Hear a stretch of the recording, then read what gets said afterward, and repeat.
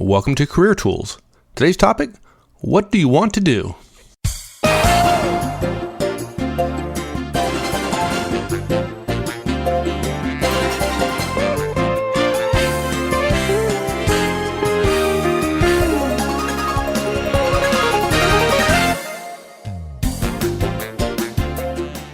Hi everyone, this is Mike, and welcome to our third installment of Career Tools. During today's show, we're going to talk about an important career search question and how do you answer it. And the question is, what do you want to do and where do you want to do it? You're going to be asked this question, and you have to know how to answer it without limiting yourself. It's one of those fleeting career moments whose outcome is defined likely before the moment arrives.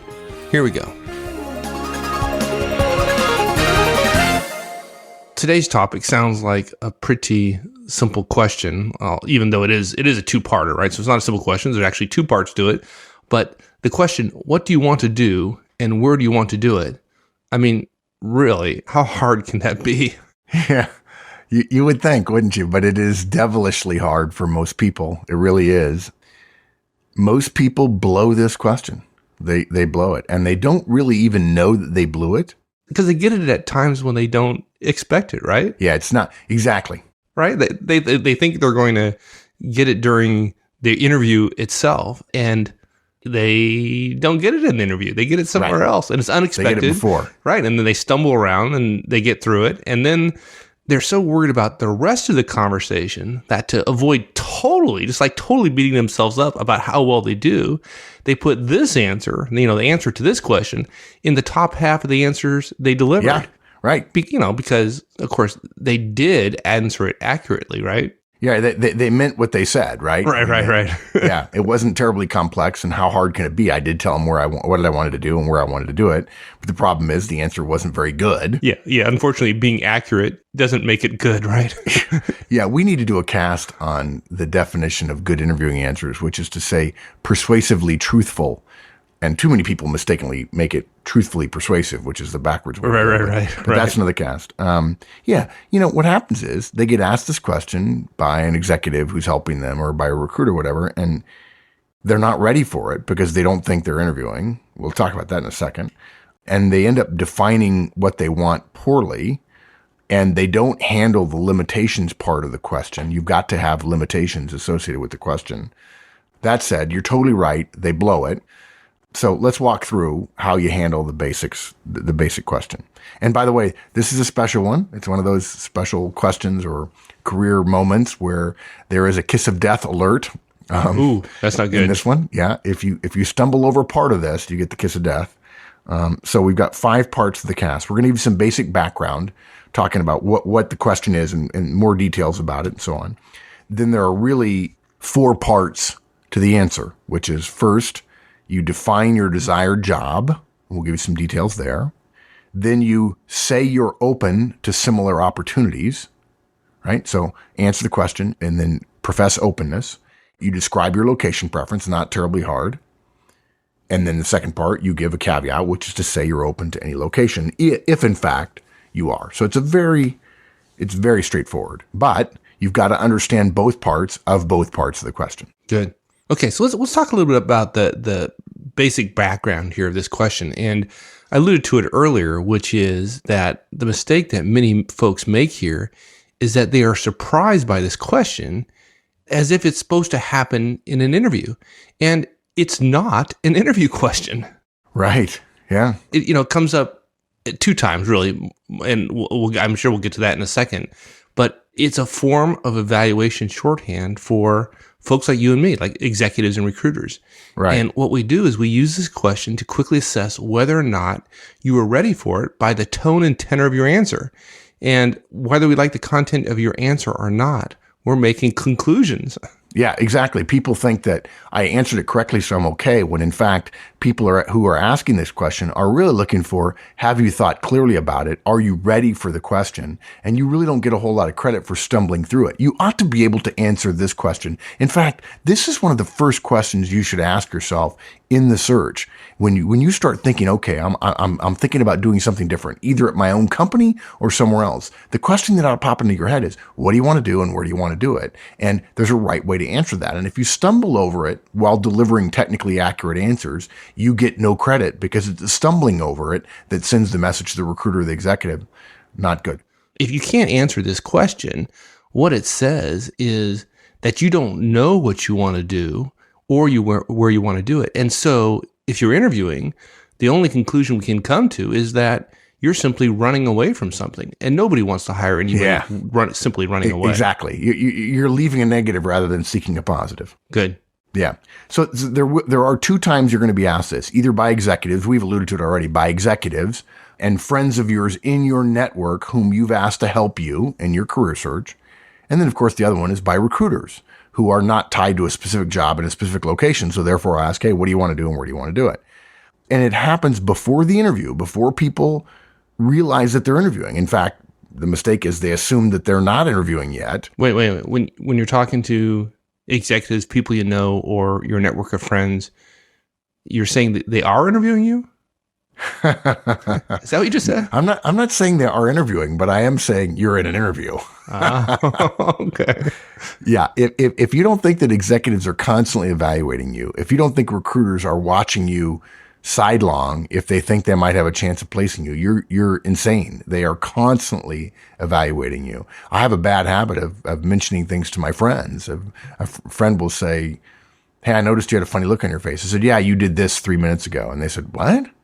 We were talking about football. I said, yeah, but still, you did that and it's not cool. And he's like, do you ever turn it off? I said, well, if you ask me for a job referral in a couple of years, I'm going to remember all the stuff you did and didn't do. And I'm going to want to have paid attention. Yeah, that's why I don't have any friends. That's kind of what I was thinking. But. A good example, President Clinton, Bill Clinton, famous for a political technique, which is widely copied now, called the continuing or the continuous campaign, meaning you're always campaigning for the next election. You're always being reelected in people's minds. Don't ever think for a second, folks, that executives and recruiters aren't looking at you for a possible future position, evaluating you against a future position or whether or not you should be on their bench, or they're looking at you to see how they'll respond to you when you call and ask for help. They want to get a sense of who you are so they can say yes or no, or I'm too busy or what have you. And so believe us, you're interviewing now, whether you're being interviewed or not. You're in an interview in the sense that people are evaluating you every day, all the time. Tom Peters, in the last 10, 15 years, there's been an explosion of the whole idea of independent careers, and rightfully so, because companies stopped managing people's career. Tom Peters invented the thing called Brand U. Daniel Pink wrote Free Agent Nation about being an individual rather than being a part of an organization. And there are pluses and minuses to that. Those ideas, those memes have basically injected themselves into the career change / career search world across the board. You're always on display. You're always being interviewed. So you've got to be ready for this question at all times, even at a casual lunch, even when you're not even thinking about your career. Because if I'm an executive and I'm with you, I'm asking myself, how good are you? Because we literally might ask as a form of conversation, even though it feels formal to you, we might ask anyway. And we'll know based on your answer whether or not you're ready. This is one of those core cost of entry questions that you just know the answer to. And you might even ask yourself every quarter when you review your resume, how would I answer the question in the next quarter? What do I want to do and where do I want to do it? The answer may be stay right here and do what I'm doing right now. And that's fine. But you can't send a message that you haven't thought about it when you get asked the question. It's okay if you give us an answer that suggests that you want a job that we can't help you with. But we probably won't help you at all if you deliver an answer that's surprised or you're not really clear or crisp about what your goals and objectives are and where you want to achieve those goals and objectives. Right. Let me make it even clearer by talking about the other side of the equation. We're suggesting here to you that you're always interviewing. Let me tell you, the best managers and best executives out there are always recruiting. They're always exactly looking, good point. Yeah. Right. And so if that is true and the best are doing that, then you ought to be prepared with a great answer to this question, which they're going to ask quite often. Yep. Excellent. Okay, good. Something else too. A lot of people say, well, gosh, that's one of those questions that rules me out, that it causes people to say they don't want to help me. Okay. Yeah, that happens. But if I'm an executive and I'm thinking about helping you, you might say that we're looking to cull you out of the herd or whatever, but we actually just think of it as focusing our work where we can be most effective.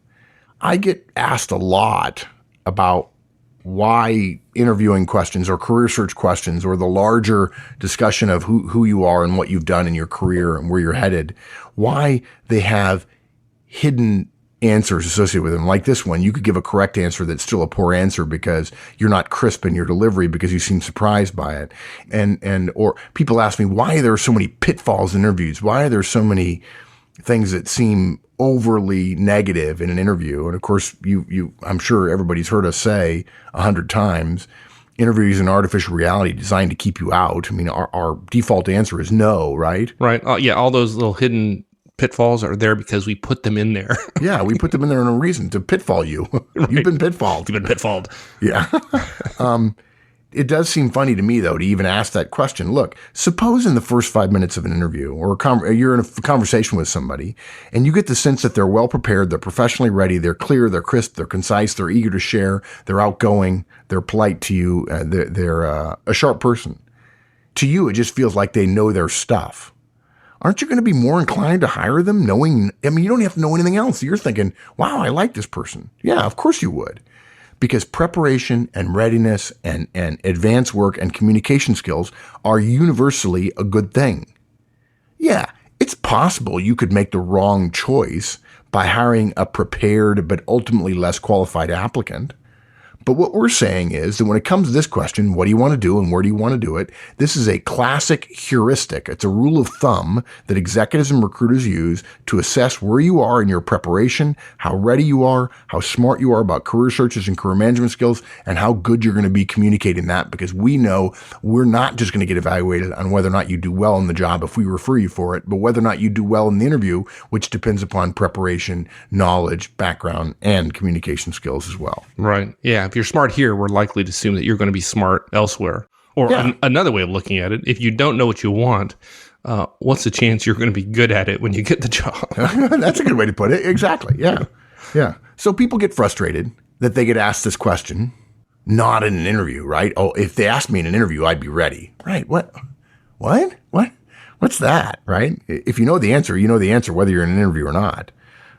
So people get frustrated, and they get frustrated that interviewers and recruiters in advance of an interview expect what amounts to an interview-ready answer. And yet we've still found it a great tool to quickly separate the wheat from the chaff. And look, if you answer it well, it makes our jobs as an executive, not as a recruiter necessarily, but as an executive, much easier to determine how much time we're going to spend trying to help you get what you want. Yeah, much easier. Okay, so now we come to how do we in fact answer the question? The first thing you have to do is answer, what do you want to do? I mean, that is the first part of the question. Right. And you do that by defining your desired job. Before we give them the answer, let's just be clear about one thing. Because it is the first part of the question, what is it you want to do, right? You answer that first. You don't say, well, hey, I know you asked what do I want to do. Or, let me start with location, because I really want to be clear about location. This is one of those classic errors of, I don't want to tell you, Mr. Recruiter, what you want to know, because that's not important to me. What I want to tell you is what I want you to know. That's what's important to me. And the recruiter or the executive is shaking their head going, gee, I vaguely recall being in charge of this conversation. Yeah. Apparently this person has forgotten that. They can't be that smart. So let's be clear. The reason you answer the question, what do you want to do first, is it's the first part of the question. And if you don't answer that first, strike two. Not just strike one, but strike two. And the answer is easy, right? I mean, particularly if you love what you're doing, I mean, all you do is say, pretty much what I'm doing now.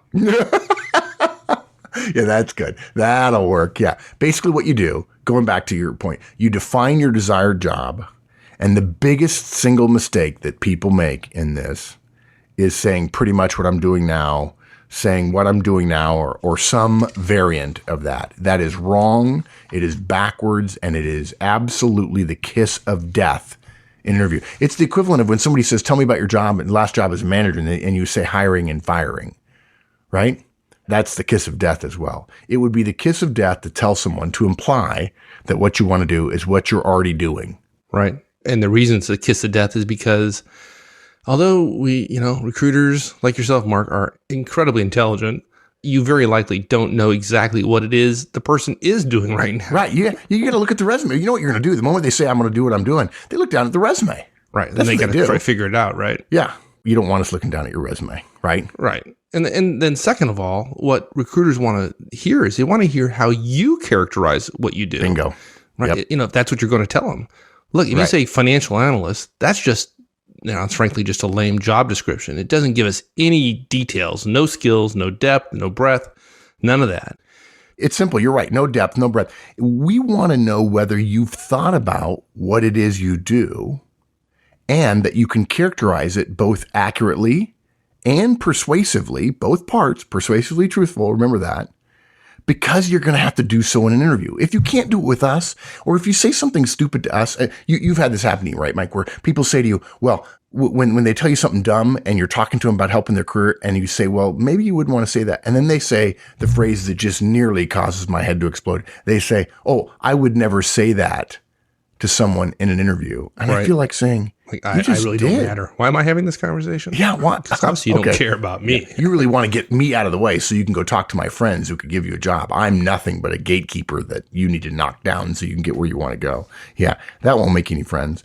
Yeah. So you've got to be able to characterize what you do, and saying that what your job title is not any good. You've got to make it more real, more deep, more broad for us. And there's even another reason is we'd like to think that you can characterize your job in such a way that shows us that you want to do more, that you want to deliver more.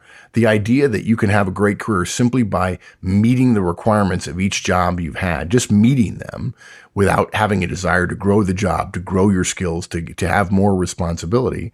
The idea that you can be stagnant and do fine is very old. It's an ancient idea.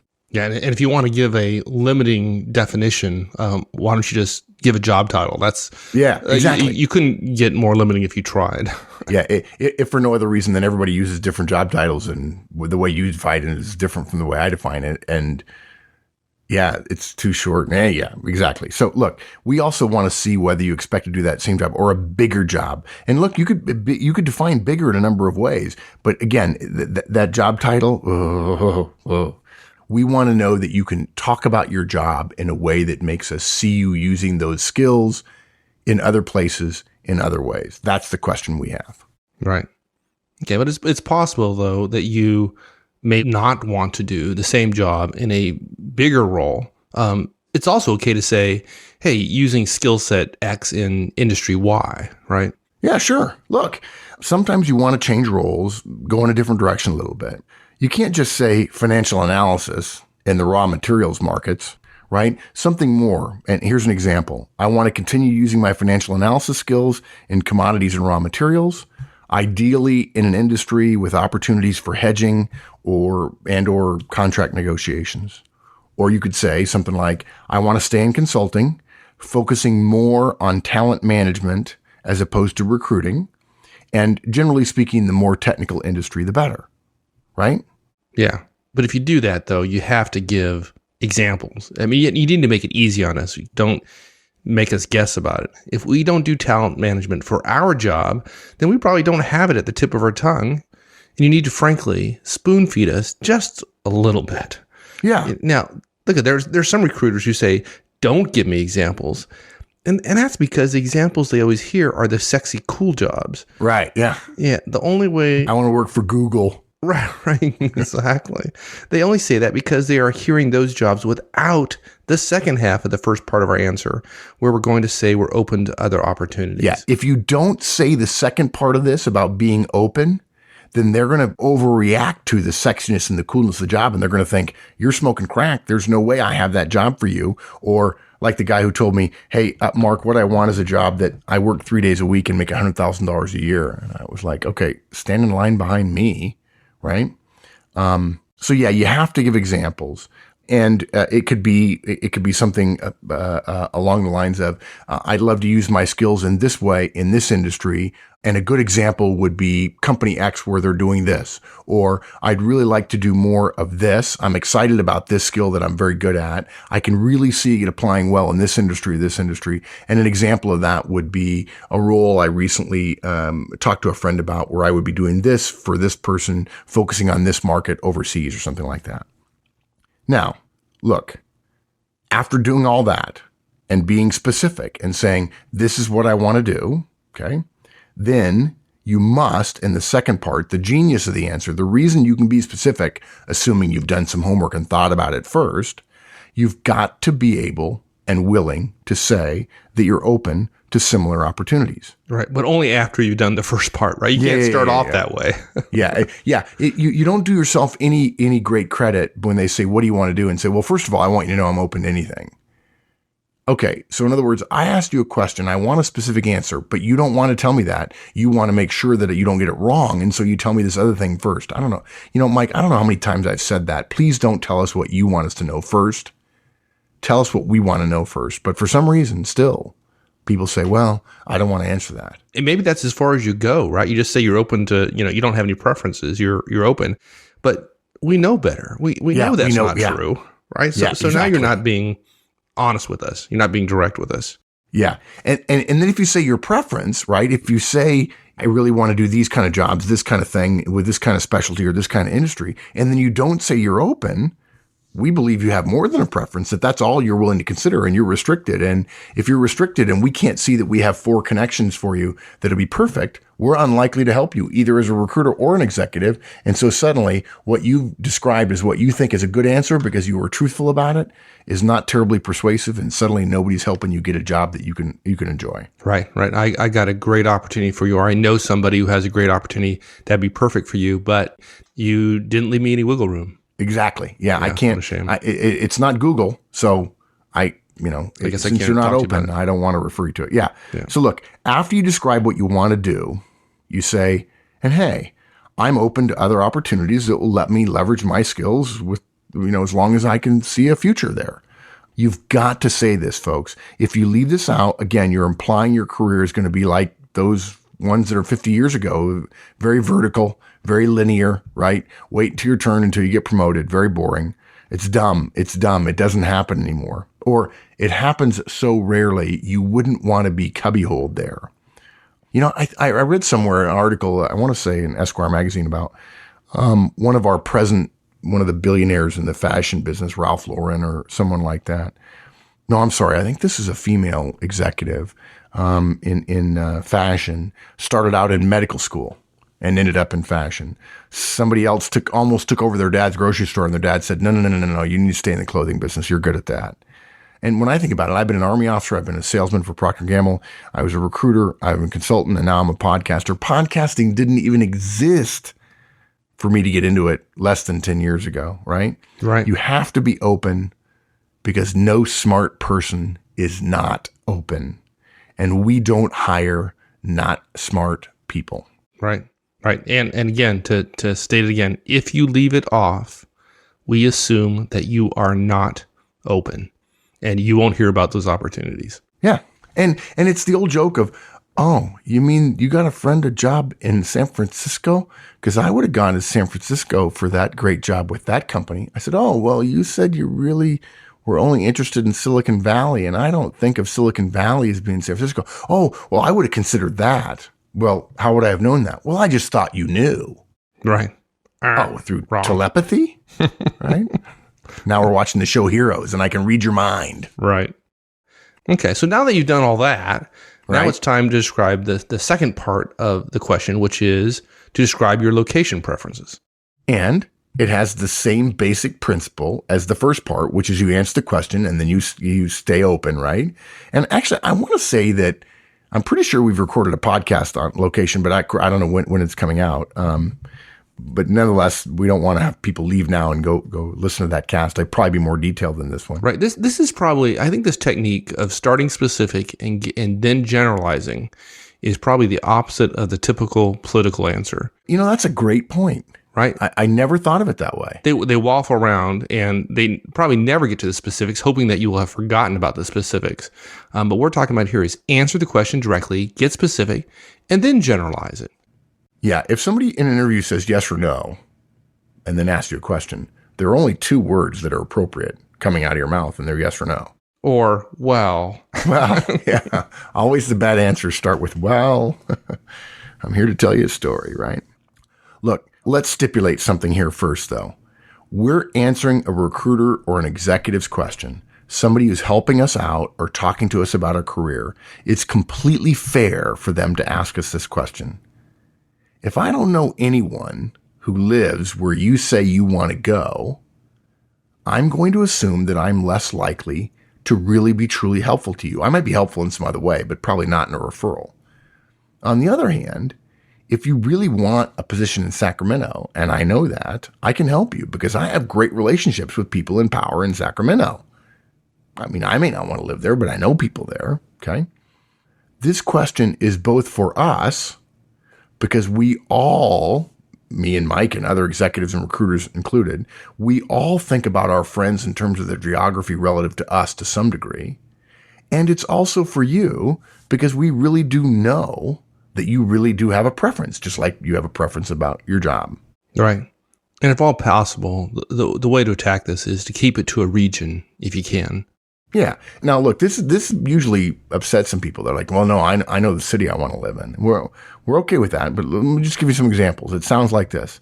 I'd prefer to be in the Southeast as an example, right? I'm going to give you some U.S. examples. I'd prefer to be in the Southeast, and probably with my career, Atlanta is ideal for me. Or you could say the Midwestern U.S. is my preference. Milwaukee is as good as Chicago. You could say the West Coast is where I want to stay. You could say, I'm fine, or I prefer to be in London, and yet Europe is fine for me as well. And here's the key point. Here's the mistake that people make when we ask you to keep it to a region. You assume that it means two things that are not true. One thing you assume is that if you get an offer in this area, since you state it as being your preference area, somehow you're obligated to accept it. Not true. There's probably only one offer that you're obligated to take other than the one your spouse demands you take, right? Right, yeah. That's a good one to take. Just be smart, boys and girls, and take it if your spouse says that's the one I want. And the only other offer that you're obligated to take is one where the company has asked you what you wanted. And then they said, if we put together that offer for you with this and that and the one such and such put together, would you take it? And you stupidly say yes. And then they actually put together that offer for you, you better take it, right? Yeah, right. That's pretty simple. On the other hand, you shouldn't say yes. The second mistaken assumption that people have is you can't also have a tighter preference, even if you wouldn't actually say it out loud. And the tighter preference could be Atlanta or Chicago or London or Milwaukee or even Cupertino. You could say Chicago ideally or Cupertino would be perfect. We didn't ask you what would be perfect. We ask you for a preference.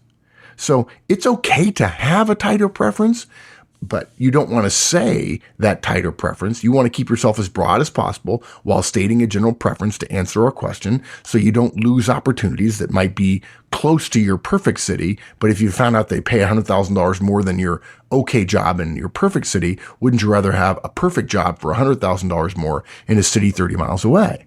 You've got to be exactly. careful about that. If you really want San Francisco, yet somebody offered you a great job in Walnut Creek, which is a great city, 30 miles east of San Francisco, would you not take it? Yeah, Right. Of course you probably would. But if you say San Francisco and you don't say you're open, Yeah, you're and done. you leave it as a less than a regional preference, you're never going to get offered Walnut Creek. Right. Yeah. And even better yet, if you can, and you can say it honestly, and we never suggest you say something that is not true. Right. If it's true, say you're open to any location. Yeah. If you're tied to Birmingham, Alabama, because of your ailing father, you are tied to it. And we understand. If you won't consider anything else, no sense in wasting your time looking elsewhere. Just don't confuse the quote, where I really like to live with a restriction, because you can really like Pebble Beach and say, I'm willing to consider all of California. And if you get an okay job in Los Angeles and you don't want to live in Los Angeles, you say no. And even though it technically was in your preference area, it's not the job you want. It's just not the ideal job for you. And because it's not in the ideal location, you're going to say no. Right now, you're looking for opportunities. You're not accepting offers. There's a big difference between job offers and opportunities. I really should have said there are 3 caveats, because the third one, or the third issue, is that people mistakenly believe that they're committing to something in advance and they're already after the fact, and now they're saying yes or no to a specific location, when in fact all you're doing is trying to help an executive or recruiter understand where they should put their time and energy into. Yeah. So look, in total, it sounds something like this. I'd like to focus on transportation analysis, specifically heavy freight in the tariff world. That said, I could see myself in lighter freight, something pretty dynamic. A railroad or an intermodal job would be ideal. And the Midwest is best for my family. But for a good opportunity, I'd go to the moon, because that's what I want, a good opportunity. That is a clear, crisp, short, unhesitant, unstumbling description of what I want to do and where I want to do it. And when you answer that way, somebody says, man, she has her ducks in a row. She's ready. She's thought this through. She's actually thought of how she can make my job helping her easier by having a crisp, short, clear answer to one of the core questions that everybody gets, which is, what do you want to do and where do you want to do it? Yeah, and I think I'll introduce her to Joe, who happens to have a job almost perfect for her. Yeah. Or maybe even better, maybe she's so crisp, so sharp, so good, maybe the location is not perfect for her, but it pays $75,000 more a year. And I think she'd be great working for Joe. And I'm going to look more broadly for her because it's clear she's thought about it and she says she's open too. So let's expand our horizons a little bit. Maybe she'll meet somebody that'll really catch her eye and she'll get a big promotion. And that can't hurt me because I'm the one that put her in touch with the person who made the offer. There you go. Yep. So 5 basic points we made, right? This is not an interview question. But it's important you understand that it's coming, and it's coming before the interviews actually happen. What you've got to do when you answer it is you've got it's a 2-part question. Your answer has 2 parts in each of the 2 parts of the question. And that is, you define your desired job, and then you describe yourself as being open to similar opportunities. When you define your desired job, you don't tell them you don't just say what you're doing now. You define it in terms of skill sets, doing what in what type of industry, and then giving examples as well. After that, you say you're open, as I mentioned. And then in the second part, you tell them what your location preference is, sticking to a region when at all possible. And then you say you're open to any location, if in fact you are, because you want them to consider you broadly if they find the right job in the right company in the right situation. And then they can say, it's not in your ideal location, but we believe because everything can be considered that maybe, in fact, this would be worthwhile for you to look at. The more opportunities you have before you have to choose, the better off you're going to be. There you go. Excellent, my friend. Thank you, sir. We'll see you later. Hey, look, if you're getting this new podcast, Career Tools, in your Manager Tools subscription feed, and you're interested in getting more, be sure to subscribe to the Career Tools feed at the Manager Tools website, or search for Career Tools in iTunes and subscribe there. This is going to be the last of the Career Tools shows that we're going to include in the Manager Tools feed, so if you don't want to miss out on these, go ahead and subscribe now. Well, that's it, and all our best wishes for the upcoming new year. We'll see you then. So long.